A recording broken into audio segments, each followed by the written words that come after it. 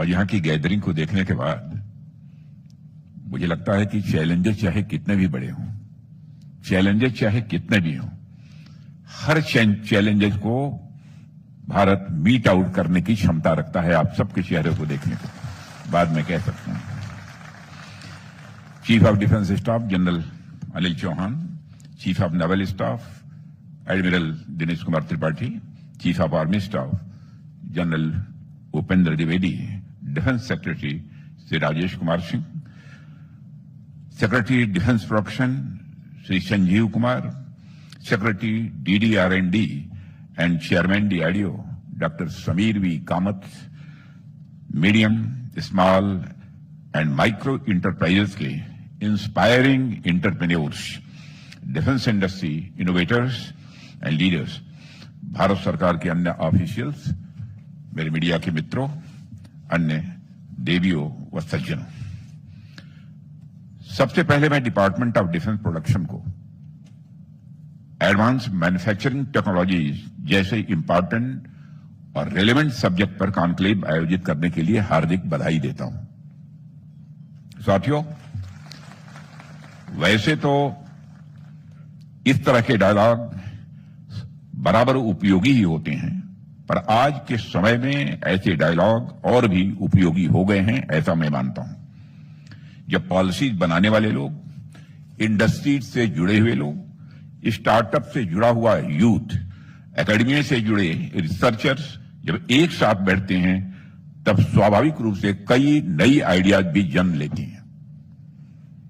अभी थोड़ी देर पहले मुझे एग्जीबिशन देखने का अवसर मिला है।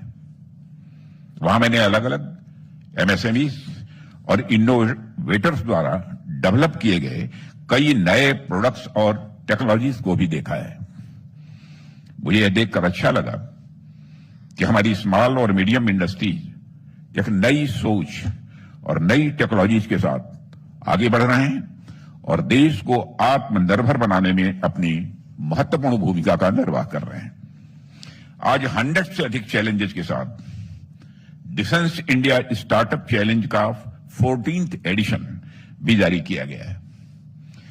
डिस्क की अब तक की सक्सेस को देखते हुए 100 से अधिक चैलेंजेस पहली बार हमारी DPSOs द्वारा दिए जा रहे हैं। मैं सभी इनोवेटर्स को डिस्क के नए एडिशन के लिए हार्दिक शुभकामनाएं देता हूं। साथियों, इस कॉन्क्लेव का जो मुख्य लक्ष्य है वह यही है कि हम इस दिशा में सोचें कि कैसे हमारे MSMEs को डिफेंस मैन्युफैक्चरिंग वैल्यू चेन के साथ और अधिक जोड़ा जा सके, क्योंकि जब छोटे उद्योग बड़े डिफेंस प्रोग्राम्स का हिस्सा बनेंगे तो हम इनोवेशन की गति को और तेज कर पाएंगे। साथियों, यदि हम थोड़ा पीछे जाकर देखें तो स्पष्ट होता है कि MSMEs का कंसेप्ट भारत में कोई यह नया कंसेप्ट नहीं है, बल्कि इनकी जड़ें हमारी ट्रेडिशनल रूरल इकोनॉमी से गहराई से जुड़ी हुई हैं। 19th सेंचुरी तक भारत की इकोनॉमी मुख्यतः आत्मनिर्भर गांवों पर आधारित थी, जहां लाइवलीहुड के अधिकांश साधन स्थानीय स्तर पर ही उपलब्ध थे। गांवों में छोटे उद्योग, कारीगरी और ग्रामोद्योग की सशक्त परंपरा थी, जिसने इकोनॉमी को लंबे समय तक स्थिर बनाए रखा और केवल स्थिर ही नहीं बनाए रखा बल्कि मजबूत भी बनाए रखा। ग्रामीण जीवन में अधिकांश जरूरतें जैसे फूड ग्रेन्स हों, दालें हों, कपड़े हों, अन्य दैनिक उपयोग की जो वस्तुएं होती हैं, गांव के भीतर ही पूरी हो जाती थी, जिससे बाहरी निर्भरता स्वाभाविक रूप से कम हुआ करती थी। यह दिखाता है कि उस समय की व्यवस्था कितनी बैलेंस्ड और कितनी ऑर्गेनाइज्ड थी। कपड़े बनाने की हमारी कला इतनी प्रोग्रेसिव थी कि भारतीय कपड़ों की पहचान पूरी दुनिया भर में थी। कई विदेशी यात्रियों ने भी लिखा है कि भारत में इतने बारीक कपड़े बनाए जाते थे कि अच्छे खासे लेंथ वाले कपड़ों को मुट्ठी भर में समेटा जा सकता था। इसी तरह यदि हम मेटलर्जी की बात करें तो भारत की यह परंपरा भी काफी समृद्ध रही है। इसका एक प्रसिद्ध उदाहरण दिल्ली में स्थित हमारा आयरन जो पिलर है वह है। सदियों बीत जाने के बाद भी यह पिलर जंग से पूरी तरह से मुक्त खड़ा हुआ है। लेकिन समय के साथ परिस्थितियां बदलती हैं, इसलिए परिस्थितियां यहां भी बदलने लगी। जैसे जैसे मॉडर्न एरा की शुरुआत हुई है, नए नए इन्वेंशन सामने आए हैं और इंडस्ट्रियल डेवलपमेंट की गति स्वाभाविक रूप से तेज बढ़ने लगी है। स्टीम इंजन, इलेक्ट्रिसिटी और मॉडर्न ट्रांसपोर्ट सिस्टम्स के विकास ने आर्थिक गतिविधियों का स्वरूप बदलना प्रारंभ कर दिया। प्रोडक्शन का स्तर नेशनल और ग्लोबल लेवल तक फैलने लगा और इस बदलाव के साथ लार्ज स्केल प्रोडक्शन और ग्लोबल मार्केट्स की अवधारणा सामने आई है। स्वाभाविक था, इंडस्ट्रीज का विस्तार हुआ, टेक्नोलॉजी का उपयोग बढ़ा और हमारी इकोनॉमिक एक्टिविटीज पहले के कंपैरिजन में अधिक व्यापक होती गई। लेकिन इन सभी बदलावों के बावजूद जो हमारे छोटे उद्योग हैं, उन छोटे उद्योगों और लोकल एंटरप्रेन्योर्स की भूमिका किसी भी सूरत में कम नहीं होने पाई। वो कल जितने इंपॉर्टेंट थे, मैं मानता हूं आज भी उतने ही वे इंपॉर्टेंट हैं और भविष्य में भी उतने ही इंपॉर्टेंट रहेंगे। चाहे हमारी इकोनॉमी कितनी भी डेवलप्ड क्यों न हो जाए, एमएसएमईज हमेशा इनोवेशन और रोजगार सृजन और स्थानीय आर्थिक विकास के महत्वपूर्ण आधार बने रहते हैं। और साथियों, जैसे जैसे दुनिया में इंडस्ट्रियल डेवलपमेंट बढ़ा, कंपटीशन का स्वरूप भी स्वाभाविक रूप से बदलने लगा। एक और हमारे जो पारंपरिक कारीगर थे, जो अपने स्किल, अपने हार्ड वर्किंग से चीजें बनाते थे, दूसरी ओर मशीनों पर आधारित बड़े कारखाने सामने आने लगे, जहां पर मास प्रोडक्शन होना प्रारंभ हो गया। अब जरा सोचिए, जहां एक कारीगर कई दिनों की मेहनत से एक साड़ी या कपड़ा बनाता था, वहीं मशीनों से एक ही दिन में सैकड़ों और हजारों कपड़े तैयार होने लगे। ऐसे में जाहिर सी बात है कि उस कंपटीशन का सामना करना ट्रेडिशनल कारीगरों के लिए आसान नहीं था। यही वह समय था जब ट्रेडिशनल प्रोडक्शन और आधुनिक इंडस्ट्रियल प्रोडक्शन के बीच बड़ा गैप पैदा होने लगा। आजादी के बाद हमारे पॉलिसी मेकर्स ने इस स्थिति को समझा और देश में इंडस्ट्रियलाइजेशन को बढ़ावा देना प्रारंभ किया, उस पर विशेष ध्यान भी दिया। बड़े उद्योग स्थापित किए गए, मॉडर्न मशीन्स भी लगाई गई और मैन्युफैक्चरिंग सेक्टर को मजबूत बनाने की कोशिश भी की गई है। साथ ही यह भी समझा गया कि स्मॉल और मीडियम इंडस्ट्रीज यानी एमएसएमई हमारी इकोनॉमी की बैकबोन है। इसलिए इस सेक्टर को बढ़ावा देने के लिए अलग अलग पॉलिसीज और योजनाएं भी बनाई गई। साथियों, आज जब हम एडवांस्ड मैन्युफैक्चरिंग और आर्टिफिशियल इंटेलिजेंस और नई टेक्नोलॉजीज की बात करते हैं, तब भी एमएसएमई इस परिवर्तन की प्रोसेस में एक अहम भागीदार बनकर सामने आते हैं। आज के समय में ऑटोमेशन, आर्टिफिशियल इंटेलिजेंस, रोबोटिक्स और एडिटिव मैन्युफैक्चरिंग जैसे इनोवेशंस पूरी दुनिया में मैन्युफैक्चरिंग को बदल रहे हैं और इसके साथ साथ डिजिटल ट्विन्स और सिमुलेशन टेक्नोलॉजी भी नई अपॉर्चुनिटीज को खोल रही हैं। डिजिटल ट्विन यानी कि किसी रियल सिस्टम का वर्चुअल मॉडल तैयार किया जाए, इस तरह की तमाम टेक्नोलॉजी हमें कॉम्प्लेक्स सिस्टम्स को समझने और बेहतर निर्णय लेने में मदद करती हैं। इसलिए यह आवश्यक है कि हमारे एमएसएमई और स्टार्टअप्स इस टेक्नोलॉजीज के साथ जुड़ें ताकि उनकी रिसोर्सेस और उनकी क्षमता का ऑप्टिमम यूटिलाइजेशन हो सके। साथियों, एमएसएमई की क्षमता में कैसे वृद्धि हो, इसके लिए एक और महत्वपूर्ण विचार स्वाभाविक रूप से इंटीग्रेशन का भी है। यह इंटीग्रेशन दो तरीके से हो सकता है, हॉरिजॉन्टल और वर्टिकल। यदि हम हॉरिजॉन्टल इंटीग्रेशन की बात करें तो इसका यह अर्थ है कि अलग अलग क्षेत्रों में ये एमएसएमई आपस में जुड़ें, एक दूसरे के अनुभवों से सीखें और मिलकर काम करें। वहीं वर्टिकल इंटीग्रेशन का मतलब है कि एमएसएमई बड़े बड़े उद्योगों के साथ मिलकर नई नई टेक्नोलॉजी डोमेन्स के साथ जुड़ें और आर्टिफिशियल इंटेलिजेंस, ऑटोमेशन, रोबोटिक्स और एडिटिव मैन्युफैक्चरिंग जैसे क्षेत्रों में एक्सपर्टीज को डेवलप करें। एक लाइन में यदि मुझे कहना हो तो मैं कह सकता हूं कि हमारी एमएसएमईज को इंडस्ट्री 4.0 के एडॉप्शन की ओर बढ़ना होगा, और जब हॉरिजॉन्टल और वर्टिकल दोनों तरह का इंटीग्रेशन होता है तो एक मजबूत इनोवेशन इकोसिस्टम स्वाभाविक रूप से तैयार होता है। साथियों, इकोनॉमिक्स के क्षेत्र में समय समय पर अनेक विद्वानों ने विकास के विभिन्न मॉडल भी प्रस्तुत किए। यहां मैं दो प्रमुख इकोनॉमिस्ट कॉलिन क्लार्क और साइमन कुजनेटस का उल्लेख करना चाहूंगा। इनके अनुसार किसी भी देश की अर्थव्यवस्था सामान्यतः 3 चरणों से होकर गुजरती है। उसके 3 स्टेप्स होते हैं जिनसे होकर इकोनॉमी गुजरती है। पहले चरण में अर्थव्यवस्था का आधार एग्रीकल्चर होता है, दूसरे चरण में यह मैन्युफैक्चरिंग सेक्टर की ओर आगे बढ़ती है, और तीसरे चरण में सर्विसेज का स्वाभाविक रूप से विस्तार होता है। सरल शब्दों में यह फार्म से फैक्ट्री और फिर सर्विसेज तक की यह यात्रा है। साथियों, दुनिया के कई देशों में यह मॉडल काफी हद तक देखने को मिलता है, लेकिन भारत की स्थिति मैं समझता हूं कुछ भिन्न रही है।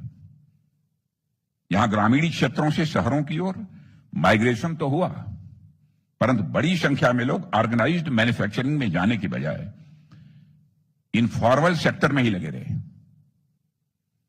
इसका परिणाम यह हुआ कि मैन्युफैक्चरिंग सेक्टर अपेक्षित गति से विकसित नहीं हो पाया, और आज भी भारत की जीडीपी में इंडस्ट्री का कंट्रीब्यूशन लगभग 15 to 16% के आसपास है, जो यह दिखाता है कि एमएसएमईज के आगे बढ़ने की अपार संभावनाएं हम लोगों के समक्ष मौजूद हैं।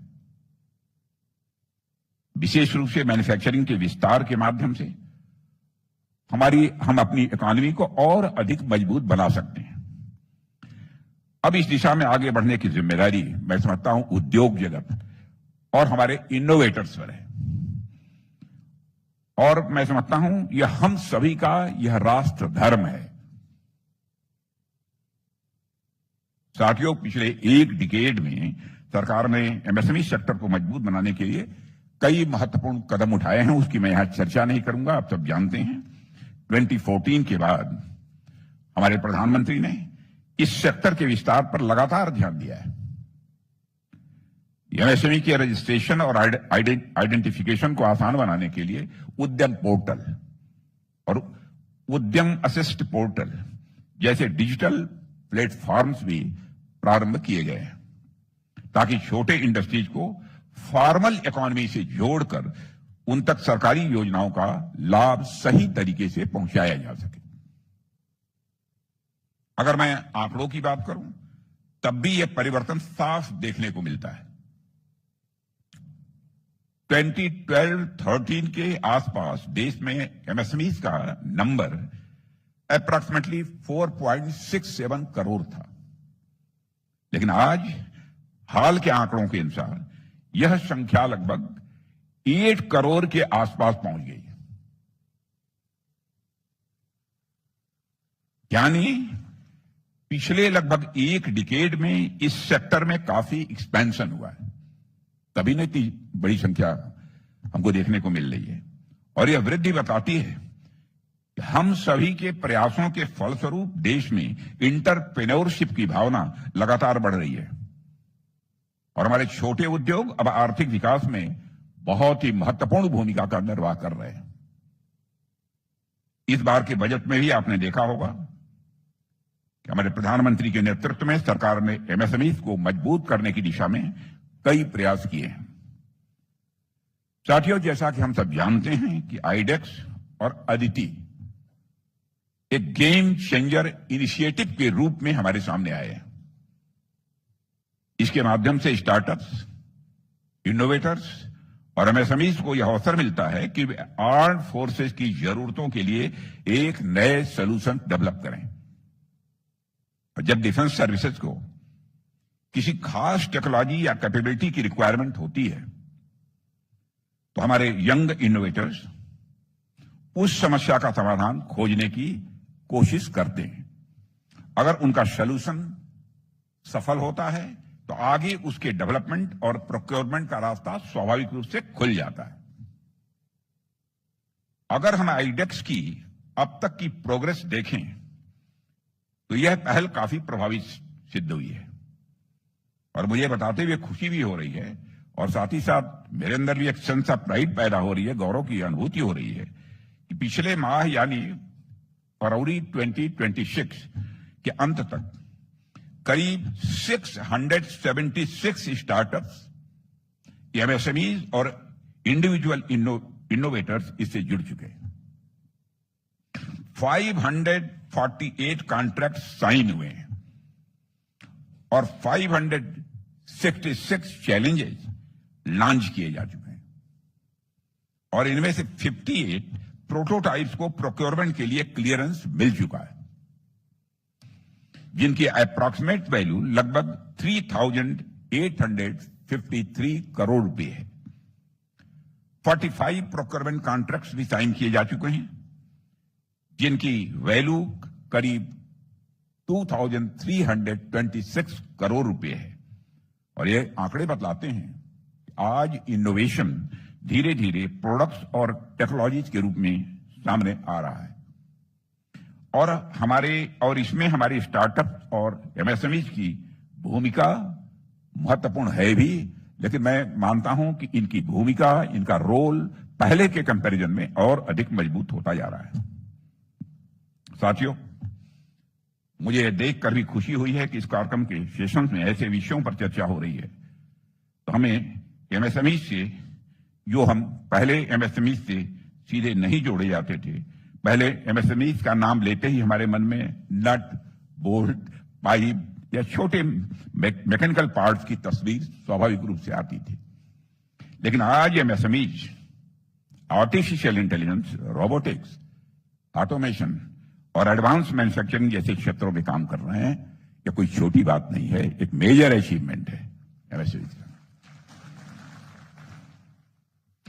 और मैं इसे बहुत एक पॉजिटिव चेंज के रूप में देखता हूं, सकारात्मक बदलाव के रूप में मैं इसे देखता हूं। और साथियों, दुनिया में कई बड़ी कंपनियों की शुरुआत भी बहुत छोटे स्तर से ही हुई थी।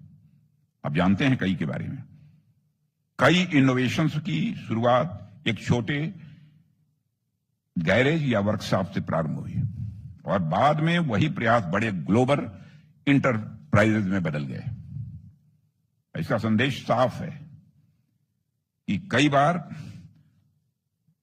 बड़ा परिवर्तन एक छोटे विचार और छोटे प्रयास से ही प्रारंभ होता है। इसलिए आप सभी जो अपने अपने क्षेत्रों में काम कर रहे हैं, यह मानकर चलिए कि आपकी आज की छोटी शुरुआत कल बड़ी सफलता में बदलने वाली है। बदल सकती है नहीं, बदलने वाली है।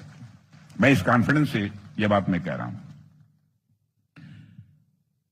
साथियों, जहां तक डिफेंस इंडस्ट्रियल इकोसिस्टम का प्रश्न है, मैं कहना चाहूंगा किसी भी देश के डिफेंस इंडस्ट्रियल इकोसिस्टम को बनाने में जहां पर बड़ी इंडस्ट्री, एमएसएमई, स्टार्टअप और इनोवेटर्स का हाथ होता है, वहीं सरकार की तरफ से देश की रक्षा जरूरतों के अनुसार क्लियर पॉलिसी पुश का भी हाथ होता है।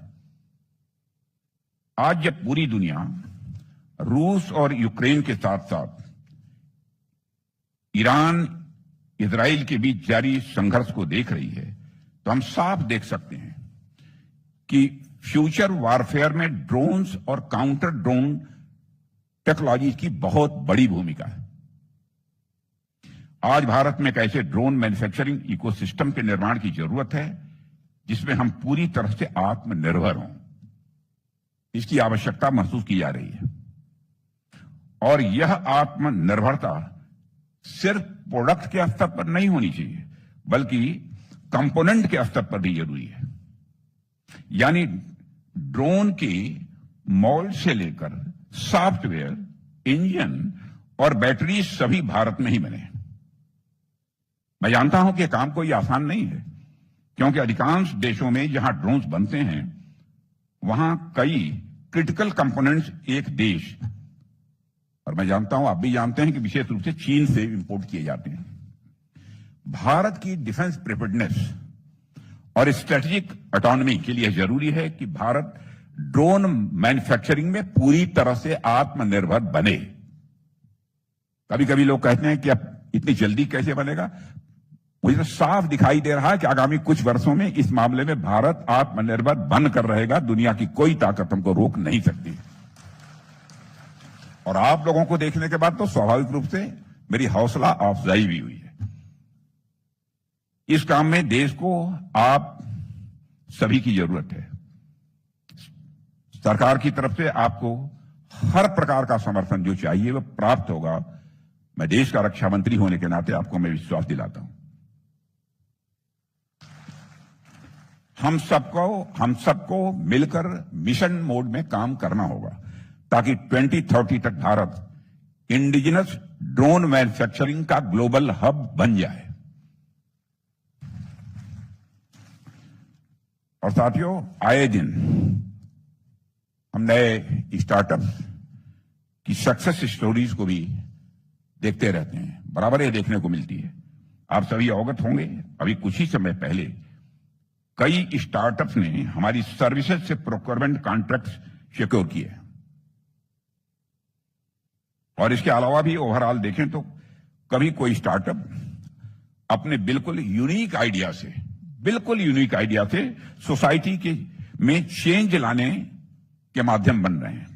कभी कोई स्टार्टअप बड़े ही कम समय में यूनिकॉर्न का दर्जा हासिल कर रहे हैं। यह भारत में हो रहा है। आप में से भी कल को कोई यूनिकॉर्न हमारे सामने उभर कर आएंगे, और मैं इसकी उम्मीद नहीं करता, लेकिन मेरा पक्का विश्वास है कि ऐसे यूनिकॉर्न्स हमारे सामने उभर कर आएंगे ही आएंगे। जरूरत है तो बस हार्ड वर्क की, लगन की और समर्पण के साथ लगातार काम करने की। और साथियों, जब हम सभी मिलकर काम करेंगे तभी एक मजबूत इनोवेशन इकोसिस्टम बनेगा। मिलकर काम करने की बात पर मैं एक इंटरेस्टिंग एग्जाम्पल की भी आपसे चर्चा करना चाहूंगा। केरल में एक प्रसिद्ध नाव दौड़ होती है, बोट्स की दौड़ होती है, जिसे वल्लम कली कहा जाता है। केरला का कोई होगा तो जरूर जानता होगा वल्लम कली के बारे में। उसमें एक लंबी बोट होती है और उसमें कई लोग एक साथ बैठकर चप्पू चलाते हैं। चप्पू, जब सभी लोग एक ताल और एक लय में चप्पू चलाते हैं तभी वह नाव तेज गति से आगे बढ़ती है। यदि उनमें से कोई एक भी ढीला पड़ जाए तो पूरी उसकी गति प्रभावित हो जाती है। हमारा यह इनोवेशन इकोसिस्टम भी कुछ वैसा ही है। हम सभी उस नाव में बैठे हुए नाविकों की तरह हैं और हम सबके हाथ में एक एक चप्पू है। यदि हम सभी मिलकर पूरी शक्ति और समर्पण के साथ चप्पू चलाएंगे तो हम आगे बढ़ेंगे और अपने लक्ष्य को प्राप्त करने से दुनिया की कोई ताकत हमें रोक नहीं पाएगी। इसी विश्वास के साथ मैं आप सभी से कहना चाहूंगा कि आप अपने क्षेत्रों में पूरी ऊर्जा और उत्साह के साथ आगे बढ़ें, इनोवेशन करें, नई टेक्नोलॉजीज को अपनाएं और देश को आत्मनिर्भर बनाने के इस अभियान में अपना योगदान दें। मैं इस कॉन्क्लेव के सफल आयोजन के लिए secretary department of defence production और उनकी पूरी टीम को तहे दिल बधाई देता हूं और यहां उपस्थित सभी पार्टिसिपेंट्स को भी अपनी हार्दिक शुभकामनाएं देता हूं।